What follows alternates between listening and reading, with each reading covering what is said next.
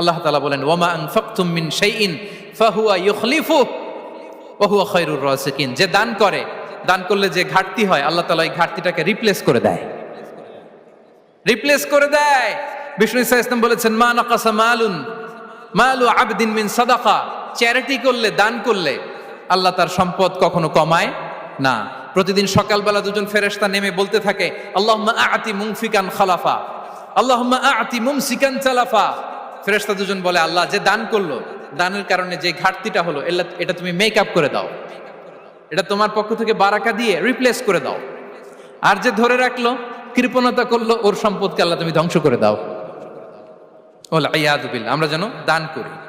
এরপরে বিষ্ণু ইসা ইসলাম বলেছেন বেশি বেশি হজ উমরা করলে, বেশি বেশি যদি কারো সাধ্য থাকে, ফিনান্সিয়াল ক্যাপাসিটি থাকে, বেশি বেশি হজ উমরা করলে তার রিজিকে বারাকা নেমে আসে। সব শেষে হচ্ছে দোয়া করা।